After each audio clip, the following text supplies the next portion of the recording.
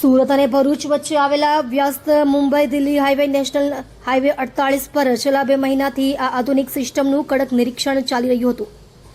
National highway authority of India NHAI દ્વારા ફેબ્રુઆરી મહિનાથી શરૂ કરાયેલ ટેસ્ટિંગ સફળ રહેતા હવે સુરતના કામરેજ પાસે આ સુવિધાને આખરી ઓપ આપીને દેશના પ્રથમ પ્રોજેક્ટ તરીકે શરૂ કરી દેવામાં આવી છે. આ આખી વ્યવસ્થા આર્ટિફિશિયલ ઇન્ટેલિજન્સ અને automatic number plate recognition technology પર આધારિત છે, જે નીચે મુજબ કાર્ય કરશે. High resolution camera. હાઈવે પર લગાવેલા ખાસ કેમેરા પૂરપાટ ઝડપે પસાર થતા વાહનોની નંબર પ્લેટને સ્કેન કરશે. Automatic payment.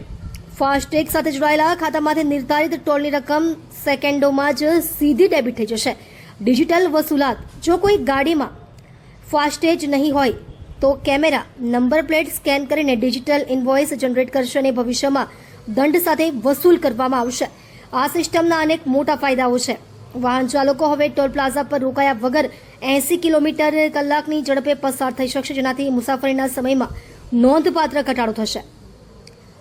NHAIના અંદાજ મુજબ આ આધુનિક સિસ્ટમથી વાહનોને ઊભા રહેવું ન પડતું હોવાથી દેશમાં વાર્ષિક અંદાજે 1,500 કરોડ રૂપિયાનું બળતણની બચત થશે.